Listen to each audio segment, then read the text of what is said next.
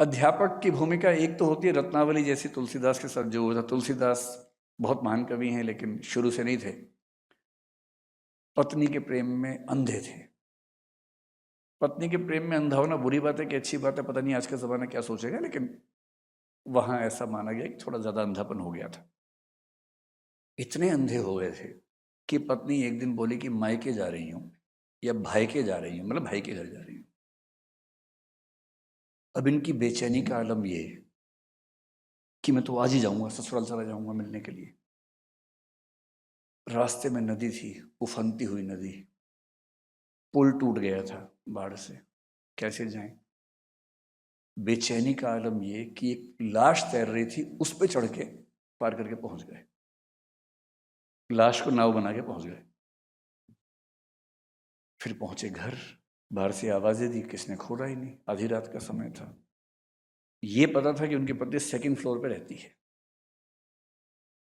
एक रस्सी देखी, रस्सी चढ़ के पहुंचे सेकंड फ्लोर पे, नॉक किया।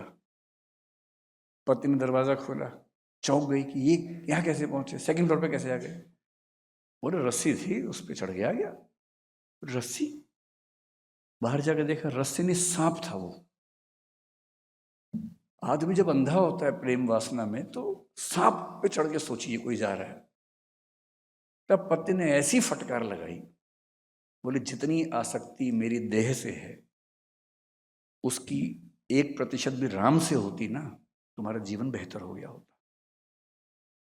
वहां से टर्निंग पॉइंट आता है, वो जाते हैं चित्रकूट और उस चित्रकूट में रहना शुरू करते हैं, वहां रह के साधना करते हैं। तब राम और हनुमान से उनकी कहते हैं कि एक स्वप्न में मुलाकात होती है, वहां से रामचरितमानस पैदा होती है, हनुमान चालीसा पैदा होती है। अब रत्नावली से बाद में कोई पूछे आपका क्या योगदान है, वो कहे कि मैंने तो खाली डांटा था एक बार, या सर कह रहे खाली पानी डाला था थोड़ा सा।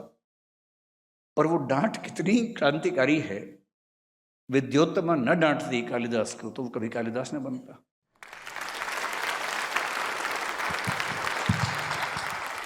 यह प्रश्न डॉक्टर विकास दिव्यकीर्ति से है।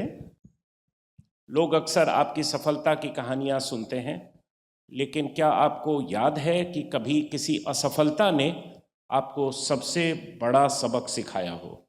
असफलताएं कहें या चुनौतियां कहें, सिखाने में तो उनकी भूमिका ज़्यादा है ही, मुझे भी और किसी को भी।